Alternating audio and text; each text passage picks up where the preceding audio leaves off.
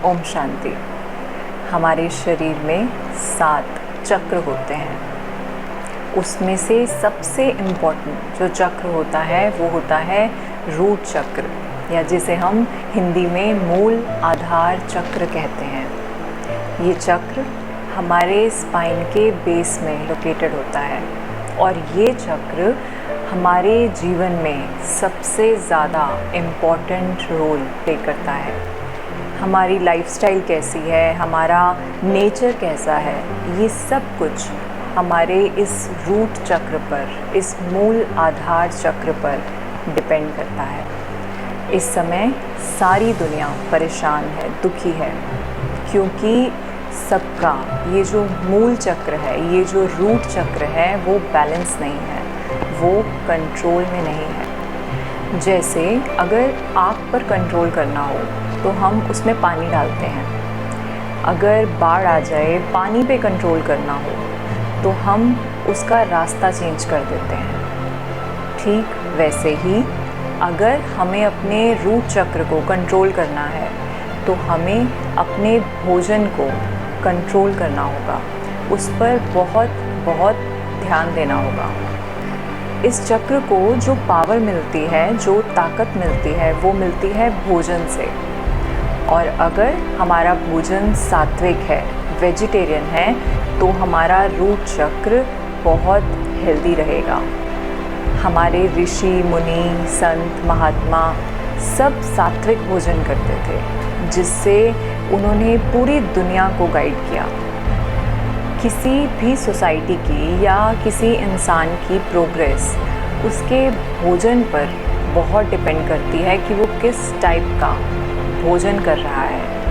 आज इस दुनिया में जितने भी पंडित हैं, विद्वान हैं, उन सब की मेंटल स्टेट अलग अलग है और इसका सबसे बड़ा रीज़न भोजन है। इसीलिए आप देखेंगे कि आजकल योगी, ऋषि मुनि भी बहुत स्ट्रेस्ड रहते हैं। अगर आप किसी नॉन वेजिटेरियन के हाथ का खाना खाते हैं या किसी ऐसे व्यक्ति के हाथ का खाना खाते हैं जो बहुत स्ट्रेस्ड है, जो बहुत परेशान है, जो सेटिस्फाई नहीं है, अनसेटिस्फाइड है, तो वो आपके रूट चक्र पर बहुत बहुत इफ़ेक्ट डालेगा। आपको एक बार की बात बताते हैं। एक बार सेंटर पे एक भाई आए। वो भाई बहुत वेल टू डू थे, बहुत अच्छी फैमिली से बिलोंग करते थे और कुछ दिनों से उनको ऐसे स्वप्न आ रहे थे कि उनका घर बार सब बिक गया, उनकी गाड़ी, बंगला सब कुछ बिक गया और वो एक नया घर ढूंढ रहे हैं, छोटा सा कोई घर ढूंढ रहे हैं जहाँ पे वो रह सकें, जहाँ पे वो अपना गुजारा कर सकें।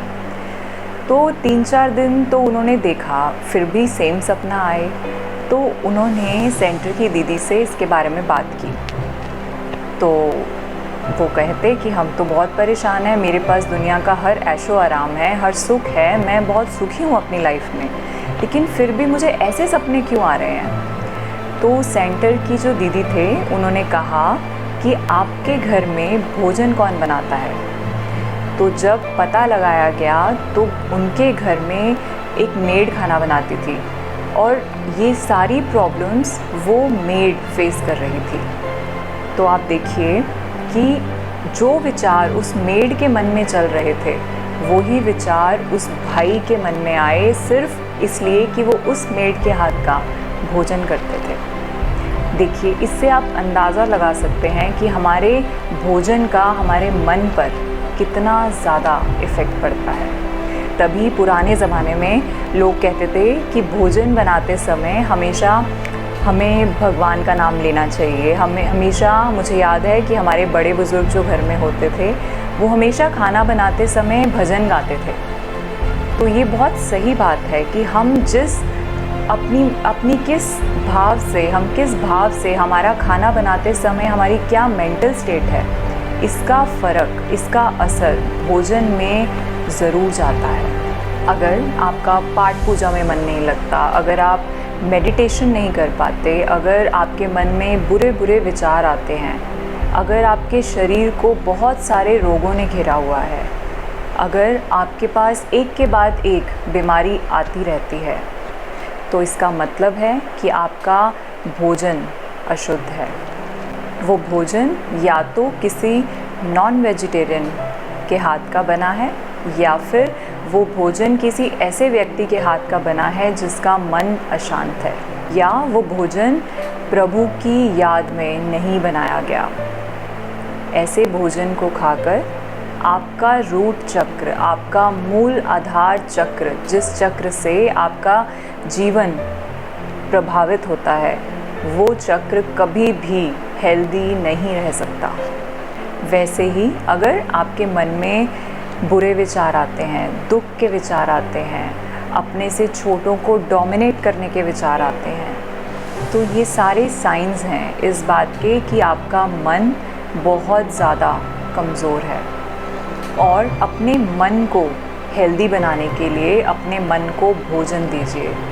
जैसे इस शरीर को हेल्दी रखने के लिए हम भोजन करते हैं ना, वैसे मन को भी हेल्दी रखने के लिए हम अच्छी अच्छी बुक्स पढ़ सकते हैं। हम मेंटली ऐसे लोगों के साथ कनेक्ट हो सकते हैं जो हमारे लिए आइडल हैं, जिन्हें हम अपना आदर्श मान सकते हैं। और सबसे इम्पॉर्टेंट, अपना भोजन खुद बनाइए। अगर किन्हीं भी कारणों से आप अपना भोजन खुद नहीं बना सकते, तो कोशिश कीजिए कि ऐसे लोगों के हाथों का भोजन आप खा पाएँ जो खुश रहते हों, जिनके विचार सात्विक हों, जो नॉन वेजिटेरियन ना हो। ऐसे लोगों के हाथ का खाना ही प्रेफर करें। और हमारे रूट चक्र को स्ट्रॉन्ग करने का एक और तरीका, अगर हम अपनी रिंग फिंगर को, जो लिटिल फिंगर के साथ वाली रिंग फिंगर होती है, इसके टिप पर एक पॉइंट ऑफ लाइट को इमेजिन करके, अगर हम उसके इमेजिन करके मेडिटेशन करते हैं, उस भगवान को याद करते हैं, इस टिप पर उस प्रभु को इमेजिन करके, उस पॉइंट ऑफ लाइट को इमेजिन करके अगर हम मेडिटेशन करते हैं, तो वो हमारे रूट चक्र के लिए बहुत बहुत बहुत अच्छा होता है और हमारी लाइफ की मेजॉरिटी प्रॉब्लम्स ख़त्म हो जाएंगी। आई होप आप लोग ये सब ट्राई ज़रूर करेंगे। ओम शांति।